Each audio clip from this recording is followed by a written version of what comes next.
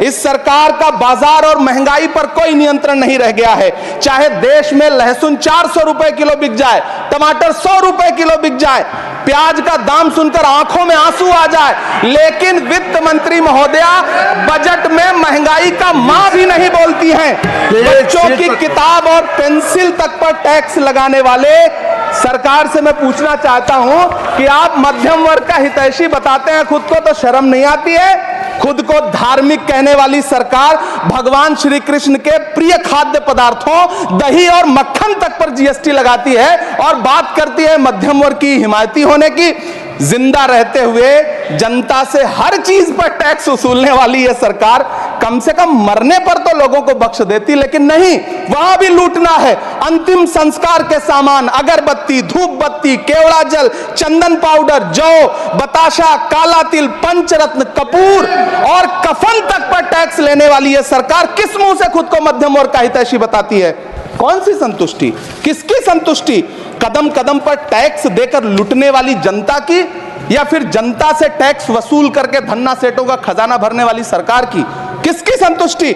मैं तो वित्त मंत्री जी से पूछना चाहता हूं आपके माध्यम से कि शायद आपको पता ही नहीं है कि गृहस्थी चलाने वाली एक गृहिणी की मुश्किलें क्या क्या होती हैं। आपने कभी सोचा भी नहीं होगा कि जब वो किचन में सब्जी बनाने के लिए कढ़ाई में तेल डालती है तो उसके साथ उसके आंसू भी गिरते हैं। सभापति महोदय, शायद उन्हें पता भी ना हो कि एक छोटी सी गाड़ी और एक छोटे से फ्लैट का ईएमआई भरने के बाद इस देश का एक गरीब इंसान जब अपने बच्चों की फीस भरने के बारे में सोचता है तो उसे कितनी खुशियों का गला घोंटना पड़ता है। शायद उनको पता भी नहीं है कि फसल बेच करके बिटिया की शादी का सपना सजाने वाला किसान जब अपनी फसल बर्बाद देखता है तो कितनी रातें सो भी नहीं पाता है। सभापति महोदय, शायद वो कभी इस पीड़ा को समझ ही नहीं पाएंगी कि परिवार के किसी एक सदस्य को कैंसर जैसी बीमारी हो जाए तो घर और जमीनें गिरवी रख उठती हैं, लेकिन इलाज नहीं हो पाता। सभापति महोदय, इसी देश की संसद में कभी स्वर्गीय सुषमा स्वराज जी ने कहा था कि जब देश की करेंसी गिरती है तब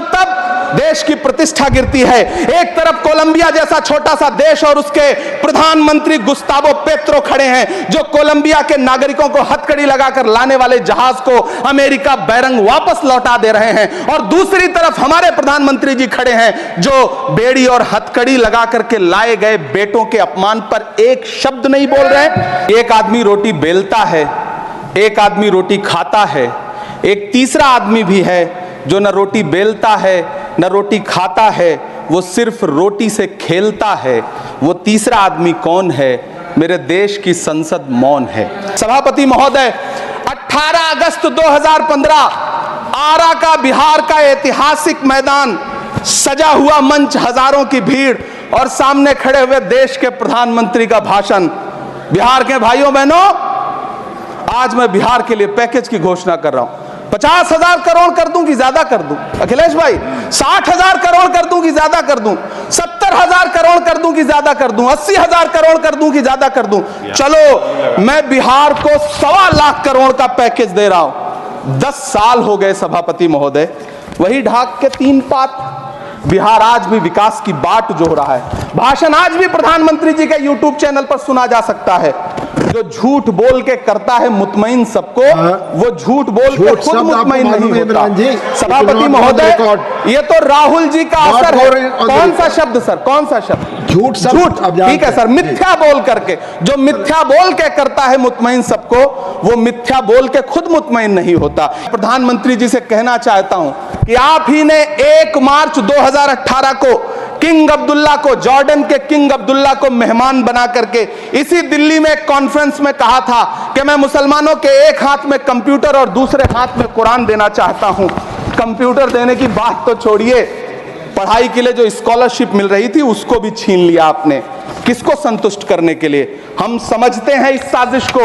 आप माइनॉरिटी मिनिस्ट्री का बजट काटते काटते एक दिन मिनिस्ट्री को ही बंद कर देना चाहते हैं। वो जहर देता तो सबकी नजर में आ जाता, सो ये किया कि हमें वक्त पर दवाएं न दी। सभापति महोदय, मैं इतिहास के पन्ने पलट रहा हूं, मुझे 2 किरदार याद आ रहे हैं। एक तरफ निक्सन के 7वें बेड़े की धमकियों के सामने लोहे की तरह अडिग इंदिरा गांधी खड़ी हैं, तो दूसरी तरफ खुद ही नमस्ते ट्रंप का नारा लगाते हुए प्रधानमंत्री जी खड़े हैं। मेरे कानों में सुषमा स्वराज जी की आवाज गूंज रही है। बहुत कम बोलने वाले डॉक्टर मनमोहन सिंह ने बहुत ज्यादा बोलने वाले प्रधानमंत्री जी को जब देश की बागडोर सौंपी थी तो $1.58 का था, आज 85 से 87 के बीच में झूल रहा है। इन दिनों रुपए की अहमियत गिरती है तो न तो देश की प्रतिष्ठा गिरती है, ना प्रधानमंत्री की गरिमा। जिस देश में 80 करोड़ लोगों को 5 किलो राशन के लिए कतारों में लगना पड़ता हो, उस देश में यह सरकार 12 लाख तक के टैक्स न लेने के लिए अपनी पीठ थपथपा रही है। हुकूमत इस कदर आवाम पर एहसान करती है, ये आंखें छीनती है और चश्मे दान करती है।